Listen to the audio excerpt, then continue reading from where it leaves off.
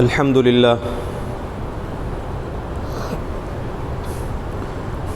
لله نحمده ونستعينه ونستغفره ونؤمن به ونتوكل عليه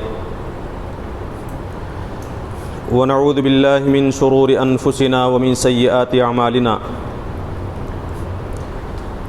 من يهده الله فلا مضل له ومن يضلله فلا هادي له ونشهد أن لا إله إلا الله وحده لا شريك له ونشهد أن سيدنا ومولانا محمدا عبده ورسوله الذي أرسل بالحق بشيرا ونذيرا وداعيا إلى الله بإذنه وسراجا منيرا أما بعد فإن أصدق الحديث كتاب الله وخير الهدي هدي محمد صلى الله عليه وسلم وشر الأمور محدثاتها وكل محدثة بدعة وكل بدعة ضلالة وكل ضلالة في النار. أعوذ بالله من الشيطان الرجيم. بسم الله الرحمن الرحيم. كتب عليكم إذا حضر أحدكم الموت إن ترك خيرا الوصية للوالدين والأقربين بالمعروف حقا على المتقين. صدق الله العظيم. رب اشرح لي صدري ويسر لي أمري واحلل عقدة من لساني يفقهوا قولي. سبحانك لا علم لنا إلا ما علمتنا إنك أنت العليم الحكيم.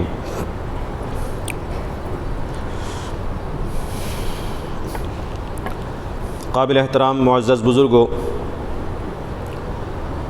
محترم نوجوان دوستوں اور عزیز بھائیوں، جو آیت میں نے آپ کے سامنے ابھی تلاوت کی ہے اور جس کی روشنی میں کچھ باتیں آپ نے پچھلے جمعے میں بھی سماعت فرمائی تھیں، وہ سورۃ البقرہ کی آیت نمبر 180 ہے،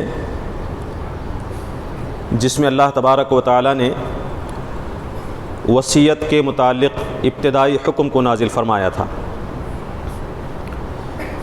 اللہ تعالیٰ نے قانون وراثت کی تفصیل کو نازل کرنے سے پہلے وصیت کا حکم یہ نازل فرمایا تھا اور اس کے ذریعے سے واضح کیا تھا کہ جس شخص کے پاس مال موجود ہو اس کے لیے فرض ہے کہ وہ اپنے مال میں اپنے رشتہ داروں کے لیے، والدین کے لیے وصیت کر جائے کہ میرا مال کن وارثوں میں کس حصے کے مطابق تقسیم ہوگا۔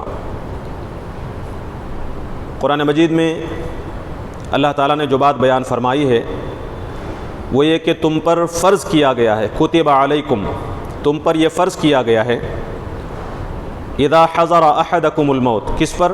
اس شخص پر جو تم میں سے کسی کے پاس موت آ جائے، یعنی تم میں سے کسی شخص کا موت کا وقت قریب آ جائے، اس وقت اس شخص پر فرض کیا گیا ہے، ان ترک خیرا، اگر وہ کچھ مال چھوڑ کر جا رہا ہو، اس کا کوئی ترکہ ہو، الوصیہ، وصیت کرنا فرض کیا گیا، کس کے لیے؟ للوالدین والاقربین بالمعروف، والدین کے حق میں وصیت کرے، قریبی رشتہ داروں کے حق میں وصیت کرے، اور یہ وصیت بھلے اور معروف طریقے سے ہو، انصاف کے تقاضے کو جس میں پورا کیا گیا، اور اسے فرض قرار دینے کے بعد اللہ نے فرمایا تھا کہ حقاً علی المتقین، یہ متقیوں پر حق ہے کہ وہ وصیت کرے۔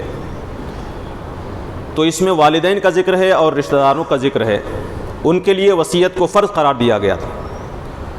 لیکن جب وراثت کا حکم نازل ہوا، وراثت کی تفصیل اللہ تبارک و تعالی نے نازل فرمائی، سورہ نساء کی ابتدائی آیات میں آیت نمبر 7 سے 14 تک آپ دیکھیں، اس میں پوری تفصیل وراثت کے سلسلے میں موجود ہے۔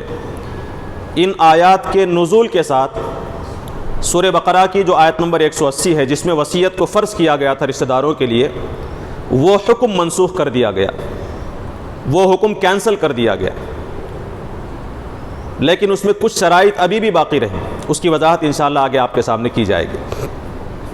تو قرآن کی اس آیت سے وصیت کی اہمیت کا اندازہ ہوتا ہے کہ اللہ تبارک و تعالیٰ نے وصیت کو خصوصی اہمیت کے ساتھ بیان فرمایا۔ دوسری چیز سمجھنے کی یہ ہے کہ وصیت کو اللہ تبارک و تعالیٰ نے مکمل طور سے منسوخ نہیں فرمایا۔ ایسا نہیں کہ وصیت کا حکم تھا اب اس کے بعد وصیت کرنے کی کوئی ضرورت نہیں ہے، یہ نہیں ہے۔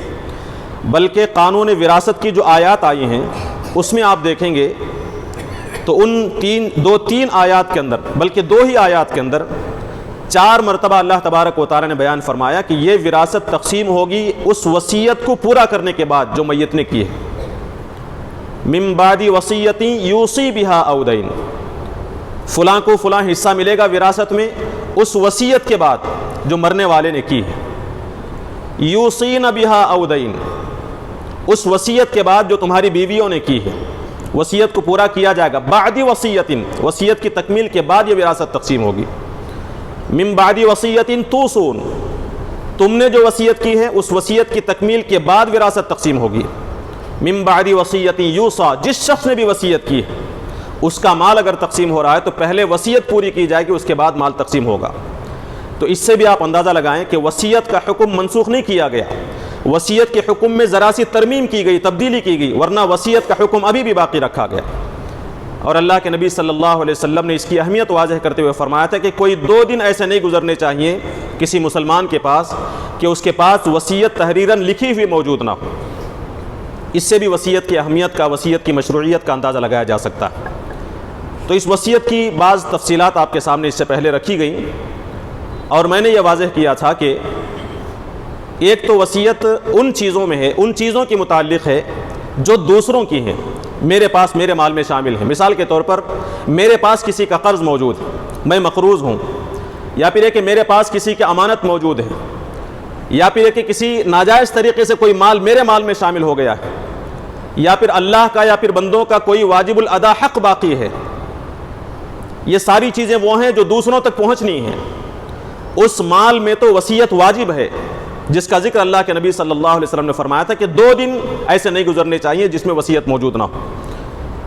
ساتھ میں میں نے یہ بات بھی آپ کے سامنے رکھی تھی کہ اگر ایسا نہ ہو، ہمارے اوپر کسی کا واجب الادا حق نہیں ہے، قرض وغیرہ نہیں ہے، یا پھر اسے ہٹانے کے بعد جو باقی مال ہے جس کے مکمل ہم مالک ہیں، اس مال میں وصیت کرنے کے سلسلے میں کیا حکم ہے، اس پر انشاءاللہ آج ہم گفتگو کرنے کی کوشش کریں گے۔ 3 چیزیں ہم ذہن میں رکھیں، ایک ہے وصیت، ایک ہے وراثت، اور ایک ہے ہبہ۔ ان تینوں کے احکامات کو سمجھنا ہمیں بہت ضروری ہے۔ ہبہ کہتے ہیں کہ ایک شخص اپنے مال میں سے اپنی زندگی میں کسی کو کچھ گفٹ کر دے۔ ہبہ کے معنی گفٹ کے ہیں، میرا اپنا مال ہے، میں اپنی زندگی میں اپنے مال کا کوئی حصہ، آدھا حصہ یا پورا حصہ کسی کو تحفتاً دے دیتا ہوں، ہبہ کر دیتا ہوں، گفٹ کر دیتا ہوں، اور زندگی ہی میں اسے اس کا مالک بنا دیتا ہوں۔ تو میرے مال میں میری مرضی کے مطابق میں نے اپنی زندگی میں کسی کو حوالے کر دیا، کوئی مال حوالے کر دیا، اسے ہبہ کہا جاتا ہے۔ دوسری چیز ہے وراثت، وہ میرے مال سے متعلق ہے لیکن میری زندگی میں وہ تقسیم نہیں ہوگا۔ وراثت کا تعلق میری زندگی میں نہیں ہے بلکہ میرے مرنے کے بعد ہوگا۔ وراثت کی تقسیم کا آغاز موت کے بعد ہوتا ہے۔ میرے مال میں میرے مرنے کے بعد میرے وارثوں کا کتنا حصہ متعین ہے، یہ میری مرضی کے بغیر انہیں پہنچے گا اللہ کے حکم کے مطابق، اسے وراثت کہا جاتا ہے۔ تیسری چیز ہے وصیت، کہ مال میرا ہے، خواہش اور مرضی میری ہے، لیکن اس پر عمل ہوگا میرے مرنے کے بعد، جسے ول کہا جاتا ہے۔ میری خواہش، میری تمنا میرے مال میں سے کہ فلاں کو اتنا دیا جائے، فلاں کو یہ دیا جائے، اور اس خواہش پر میں اپنی زندگی میں عمل نہیں کرتا۔ اگر میں نے زندگی میں عمل کر دیا تو وہ ہبہ کہلائے گا۔ میری اس خواہش کو میں مرنے کے بعد عمل کرتا ہوں، یا پھر میرے مرنے کے بعد اس پر عمل کیا جاتا ہے، تو اسے وصیت کہا جائے گا۔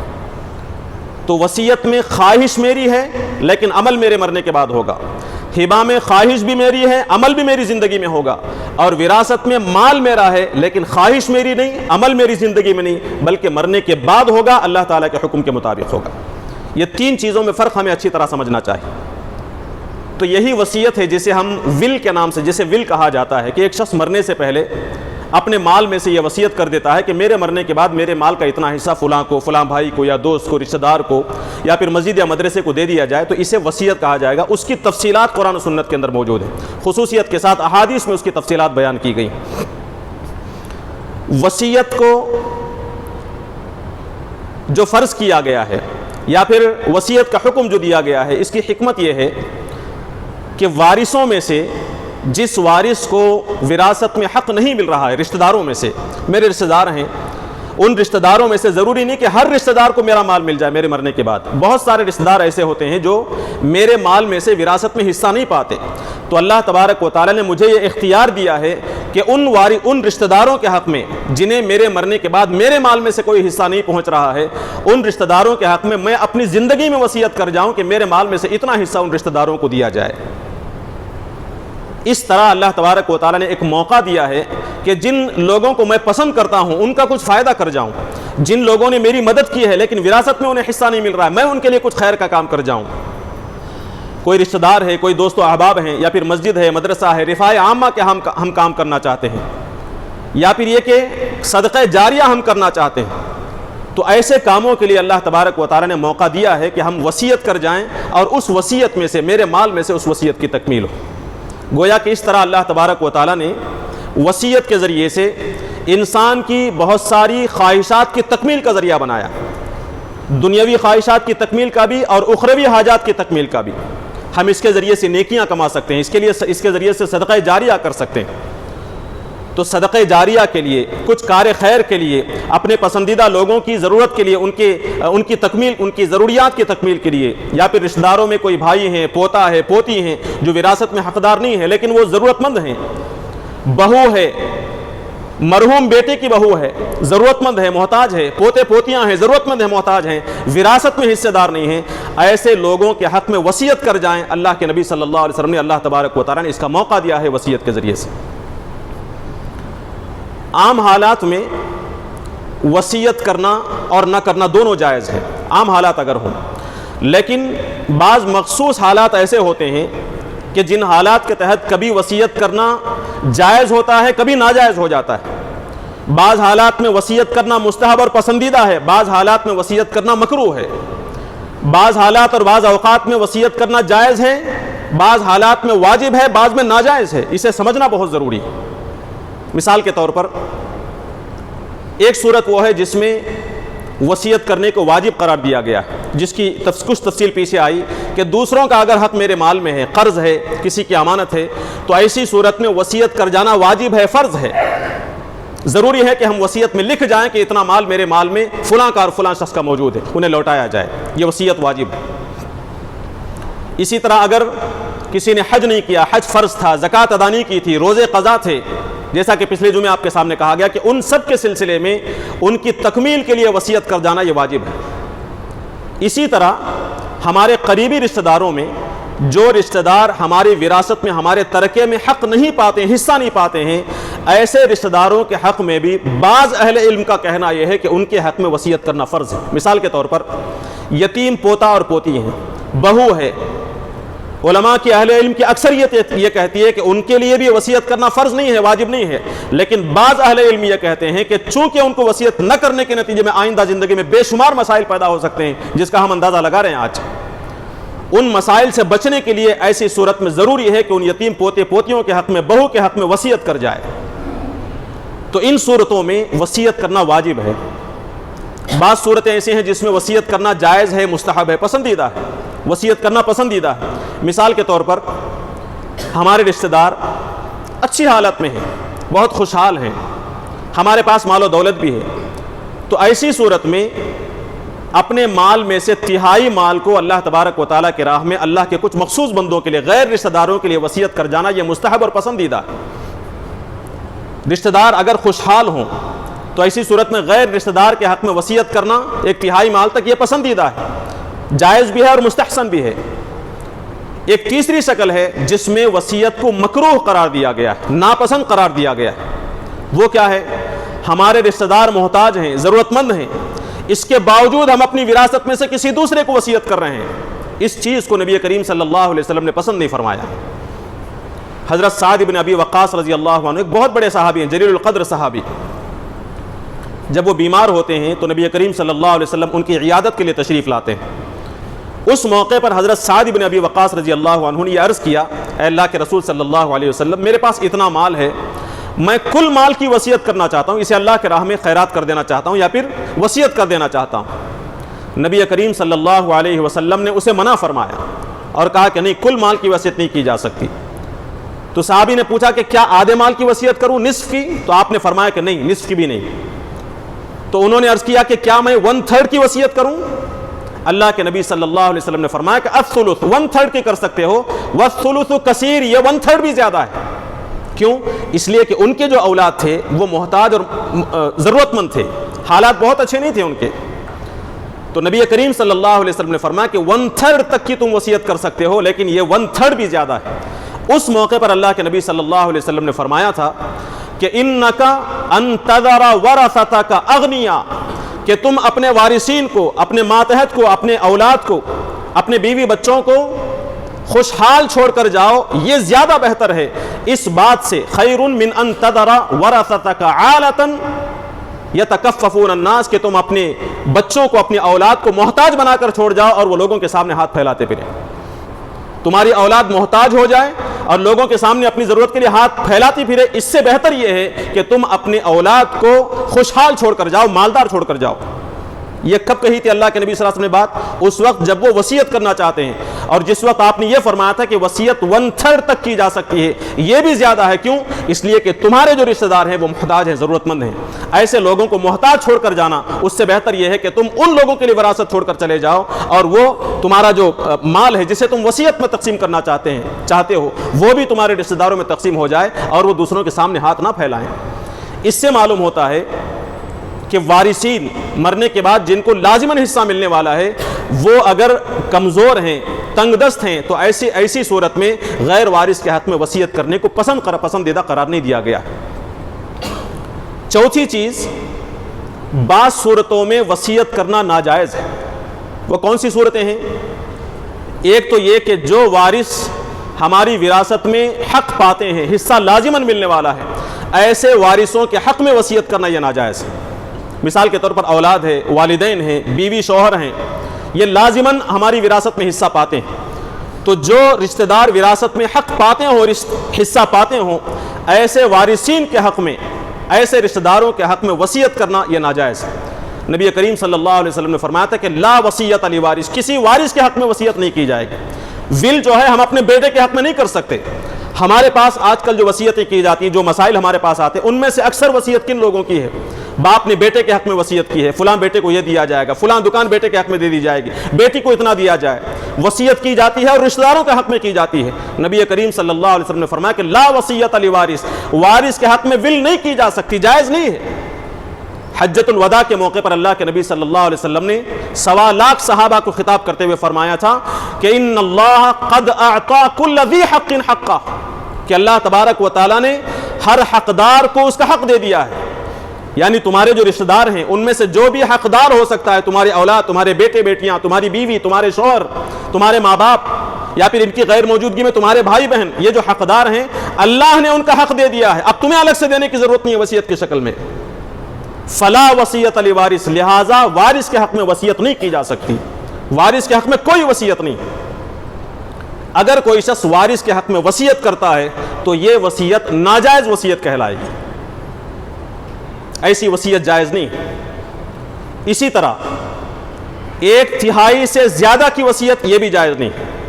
وصیت کرنا پسندیدہ ہے، وصیت کرنا جائز ہے کا مطلب یہ نہیں ہے کہ سارے مال کی وصیت کی جائے، نہیں، 1/3 تک ہی وصیت کی جا سکتی ہے۔ اگر کوئی شخص اپنے مال میں، اپنی زندگی میں یہ وصیت کرنا چاہتا ہے کہ میرا مال فلاں کو دیا جائے یا فلاں مسجد مدرسے کو اتنا دیا جائے، تو اس میں سے اسے جو حق ہے صرف 1/3 تک کا ہے، اس سے زیادہ کا نہیں۔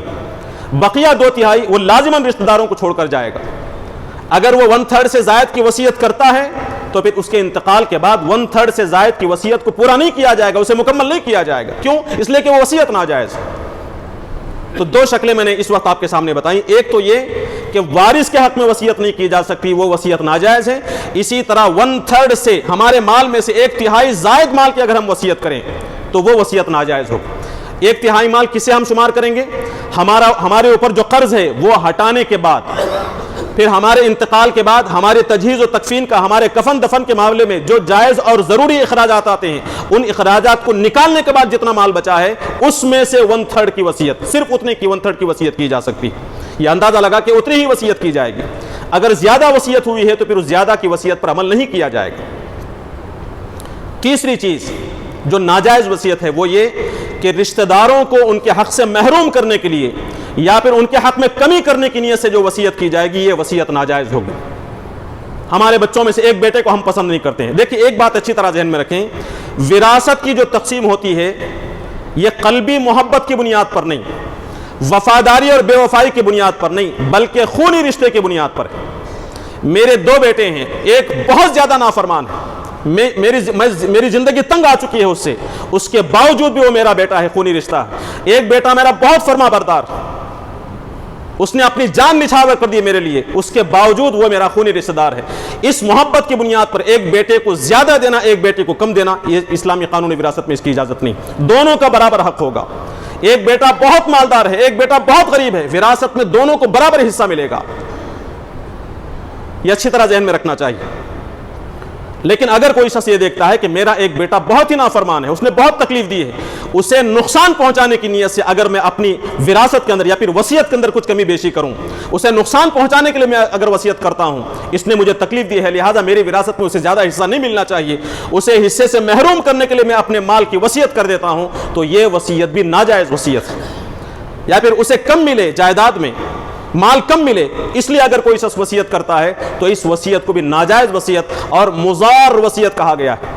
قرآن مجید میں آپ یہ آیات جب پڑھیں گے، وراثت کی آیات، اس میں غیر مضار کا لفظ ہے، من بعد وصیت یوصی بہا او دین غیر مضار، اپنے اوپر غیر ضروری قرض ڈال لیتا ہے، یا پھر یہ کہ وصیت کرتا ہے، اس وصیت سے نقصان پہنچتا ہے وارثوں کو۔ اللہ کے نبی صلی اللہ علیہ وسلم نے ایسے لوگوں کو عذاب جہنم کی دھمکی دی۔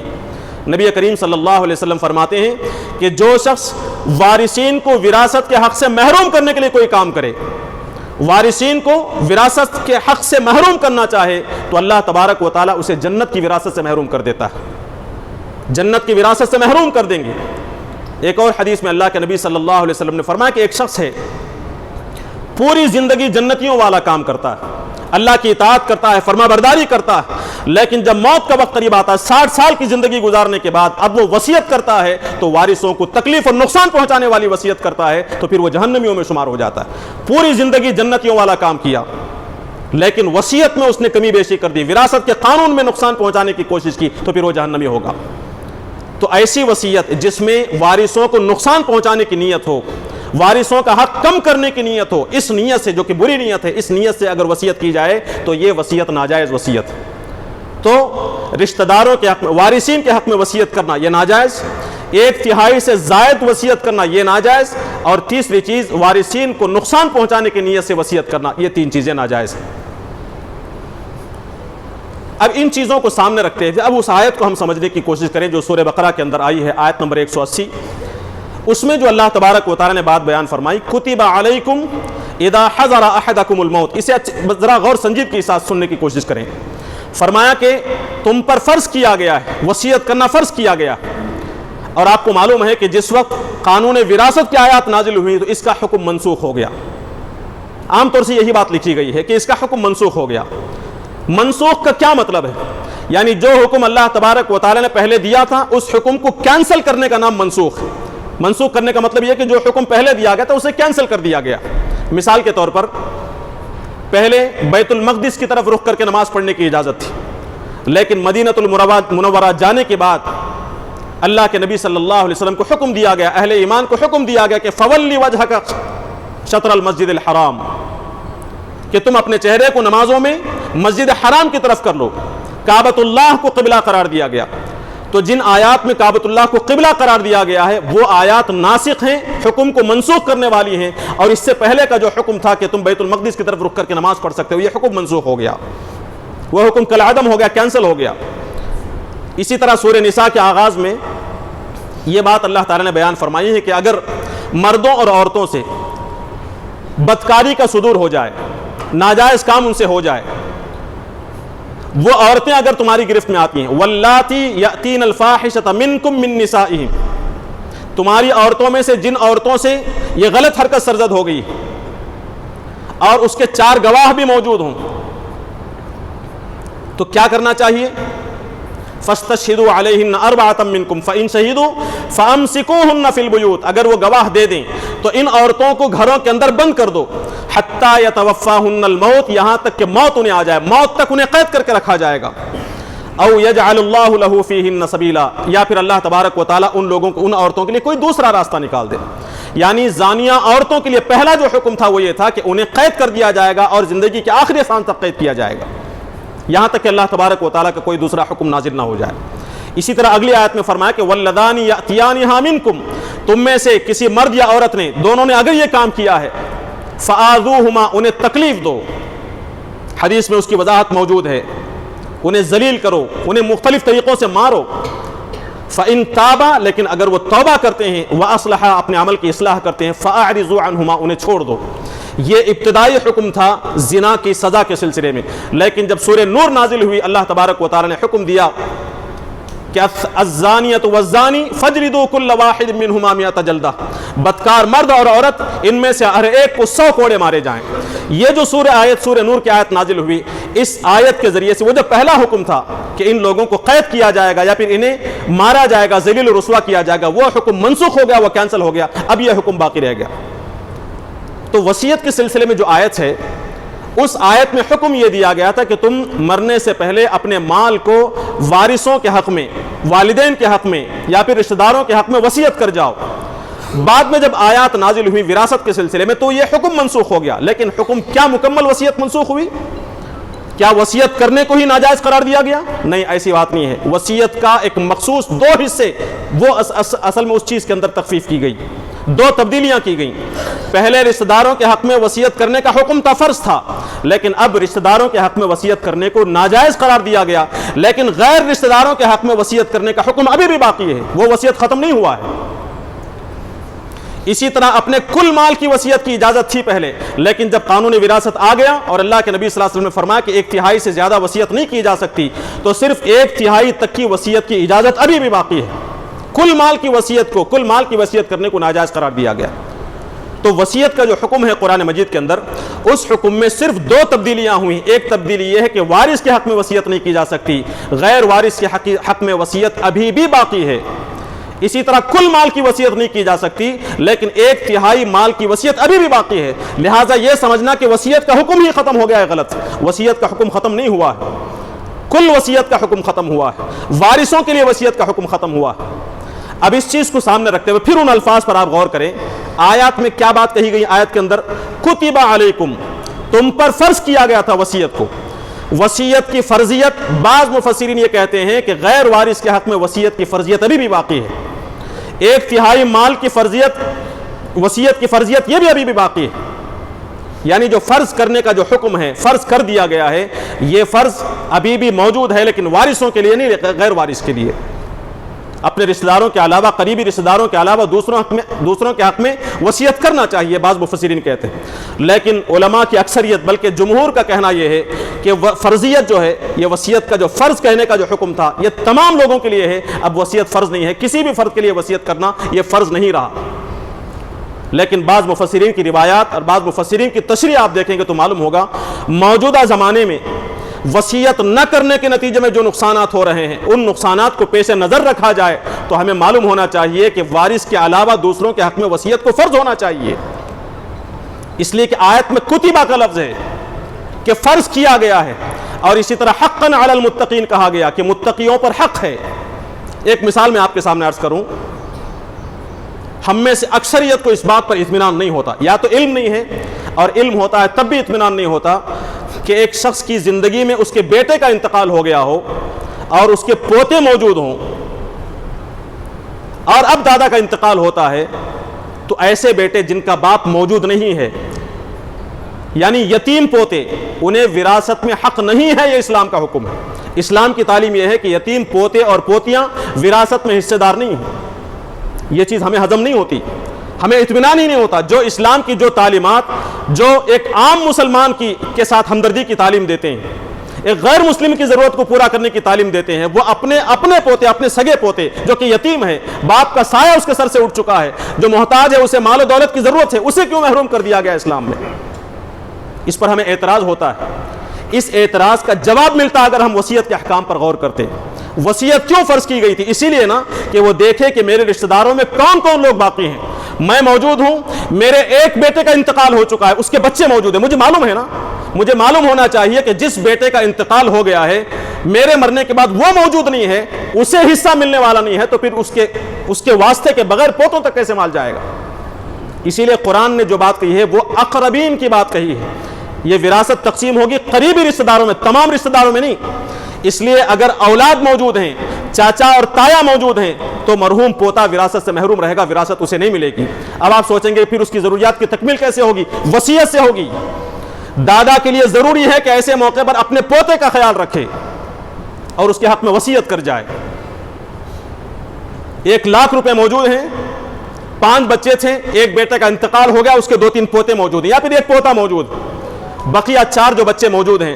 اگر یہ شخص اپنی وراثت کو اپنے مال میں وصیت کرتا اور اپنے پوتے کے حق میں 1/3 کی وصیت کرتا، تو 2/3 جب تقسیم ہوگا تو چاچاؤں کو جتنا مل رہا ہے اس سے زیادہ پوتے کو مل رہا ہوتا.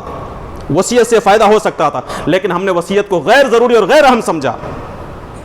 اس لیے وصیت کے قوانین کو سمجھنا اور وصیت کے سلسلے میں غور کرنا کہ مرنے سے پہلے ہم یہ دیکھیں کہ کون وارث ایسے ہیں، ہمارے رشتہ دار ایسے ہیں جو وراثت سے محروم ہونے والے ہیں. ایسے لوگوں کے حق میں وصیت کی جائے 1/3 کے اندر کی. یہ چیزیں بہت سارے مسائل کا حل ہیں. وصیت نہ کرنے کے نتیجے میں اب پوتوں کی طرف سے مطالبات آتے ہیں، بہوں کی طرف سے مطالبے آتے ہیں. مرحوم بیٹے کی بیوی موجود ہے، اس کی ضروریات کی تکمیل کیسے ہوگی؟ کیس ڈالے جاتے ہیں. ان کے سامنے یہ واضح کیا جائے، سسر کے سامنے، باپ کے سامنے، کہ اپنے داماد کے لیے ہو یا پھر اپنی بہو کے لیے ہو، غور و فکر کر کے کچھ مال مختص کرنے کی اجازت آپ کو ہے. یہ وصیت سے اس پر عمل کیا جا سکتا ہے. لیکن وصیت کے قوانین کی لا علمی کے نتیجے میں بے شمار مسائل ہمارے سامنے آتے ہیں، اور ہماری کمیٹیاں بھی ان بچوں کے ساتھ، یتیم پوتوں پوتیوں کے ساتھ ہمدردی کرتے ہوئے وراثت کے قانون میں تبدیل کرتے ہیں اور اخروی سزا کے مستحق بن جاتے ہیں. قابل احترام حاضرین اکرام، اس لیے ضروری ہے کہ وصیت کی جو تفصیلات ہیں اسے سمجھا جائے، اس کا علم حاصل کیا جائے، اس کے متعلق عمل کرنے کی کوشش کی جائے. آخری بات کہہ کر میں اپنی گفتگو کو ختم کرتا ہوں. ایک بات جو میں نے آپ کے سامنے عرض کی تھی وہ یہ کہ جو رشتہ دار وراثت میں حق حصہ پا رہے ہیں ان کے لیے وصیت نہیں کی جا سکتی، ناجائز ہے. اسی طرح یہ بات میں نے آپ کے سامنے کہی کہ 1/3 سے زائد وصیت نہیں کی جا سکتی، ناجائز ہے. لیکن ایک شکل ایسی ہے کہ اگر کسی شخص نے وارث کے حق میں وصیت کر دی ہے تو اس وصیت پر عمل کیا جا سکتا ہے. ایک صورت میں 1/3 سے زائد وصیت کی ہے تو اس وصیت پر بھی عمل کیا جا سکتا ہے. ایک صورت میں وہ کیا صورت ہے، وہ کیا شکل ہے، انشاءاللہ اس کی تفصیل آئندہ آپ کے سامنے رکھنے کی کوشش کی جائے گی. اللہ تعالیٰ سے دعا ہے کہ اللہ تبارک و تعالیٰ وراثت، ہبہ اور وصیت کے سلسلے میں جو باریکیاں ہیں ان باریکیوں کو سمجھنے جو کہ ہم میں سے ہر فرد کی زندگی سے متعلق ہے. دیکھیں، وصیت ہم میں سے ہر فرد کو کرنے کا حکم دیا گیا ہے. ہر فرد کو وصیت کرنی ہے تو پھر وصیت کے قوانین کو جاننا ہر فرد کی ذمہ داری ہے، ہر شخص کی ذمہ داری ہے. اللہ سے دعا ہے کہ اللہ تبارک و تعالیٰ ہمیں اپنی ذمہ داری کو سمجھنے، وصیت اور وراثت کی تفصیلات کو جاننے اور اسے اپنی عملی زندگیوں میں صحیح شرعی نقطہ نظر سے اختیار کرنے کے، اس پر عمل کرنے کے اللہ تبارک و تعالیٰ ہم تمام کو توفیق نصیب فرمائے. بارک اللہ لنا ولکم فی القرآن العظیم ونفعنا وإياكم بالآيات والذكر الحكيم إنه تعالى جواد كريم ملك بر رؤوف رحيم.